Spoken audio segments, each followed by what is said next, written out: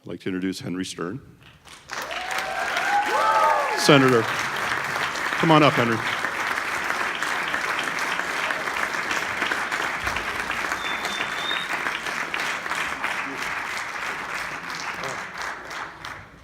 Thank you, Craig. My name's Henry Stern. I'm your state senator.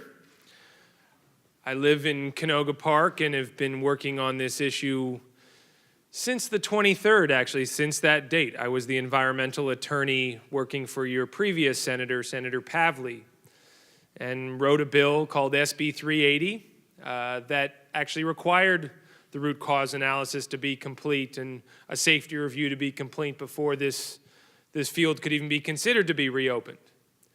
But they ignored that, and the courts somehow didn't know how to read the law and thought that this administration was somehow immune from pressure and didn't have to obey the wills of our community and the rest of the state of California. What I want to say is, the important people in this room today are really not me, even beyond Dr. Nordella, it's you. Folks like Craig and Jane and Helen and the Crown family and Susan and Matt and the people who woke up and have been fighting for your community without any monetary gain or promise of influence, but because we'll only survive this thing if you all put your time and your energy through this. And all the questions that you're going to leave here today facing, because we have way, way more questions than answers. And having reviewed Dr. Nordella's work, I'm left with far too many questions, deeply concerning questions, questions that you shouldn't have to sit with and wonder about late at night, about how your kids are going to be the next day, what impact this blowout is going to have on your health in the long term, what you're going to end up having to pay the price for this incident that you didn't cause, a community that you moved to live your lives and send your kids to school and go about your day. But you can't just be normal citizens and go about your day anymore. That past is gone. You now need to be awakened, and you are.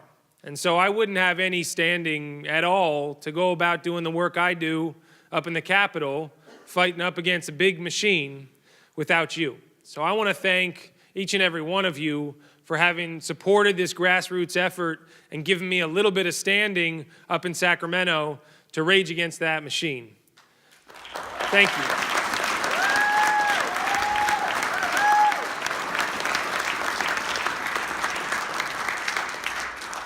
But I wanted to be very clear about something today. That facility should have never been reopened. Never. Should have never been reopened. Governor Brown has all the authority he needs to shut that facility down now and forever, and he must. We have to shut ALISO down now and forever. Now and forever. And I'm not going to stop until we get there.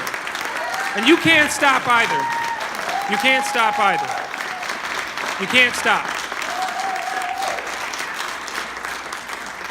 It's not going to be easy, but the truth is on our side.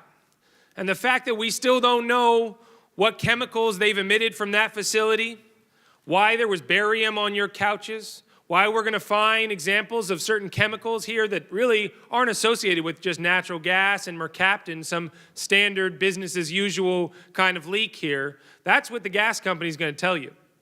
But I trust science over politics. And today we're going to learn things that defy the politics, and that's our job, is to be beyond politics and to find ways to tell our story beyond our community and let everyone know all throughout Los Angeles and anywhere else in California and anywhere else in this country that justice is indivisible, that the injustice that has been perpetrated upon our community is an injustice that affects us all. And you can't isolate Porter Ranch and the North San Fernando Valley and say, well, that's the middle class, that's the suburbs, and we don't matter, right? You're not dealing with poverty in Southeast Los Angeles or dealing, you're not out in Pacoima, or you're not in Flint, Michigan, or you're not in the Deep South, or you're not being hit by a hurricane. You know what?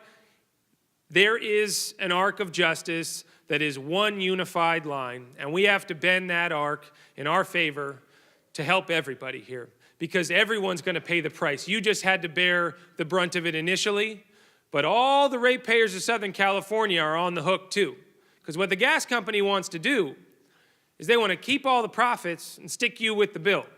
And it's not just you they want to stick with the bill. They want to stick all of Southern California with that bill. And that's actually what connects us, right? Because if they're having to pay for this thing too, the rest of Los Angeles is going to wake up. We passed a bill through the legislature, which is sitting on the governor's desk today. And I would ask your help to urge him to sign it, SB 801. We could not get closure through the legislature this year. We're going to try again next year. We're going to try to get these chemicals brought into the light of day. But we did get a bill through that said all the penalties and fines that the PUC, we hope, imposes on this gas company, and I believe they will. I believe they will do the right thing, and if they don't, we're going to make them do the right thing. But all those penalties under SB 801 have to be set aside for us to mitigate the health impacts, to pay for that public health study, because $1 million will not do, and the South Coast measly settlement with the gas company won't do. But we're going to have to make sure that we have the funds necessary to get you all answers. So, today's not about me. It's about you all starting to peel back the onion here and really find out what's going on. But I just want to pledge my undying support and daily diligence along with my staff. This is the top priority in my office. It's the reason I ran for office in the first place. It's the only reason I do what I do. So, thank you. It takes courage. It takes courage. You all have shown that courage, so thank you for stepping up in large ways and small, and we got your back. I promise you that, so take care.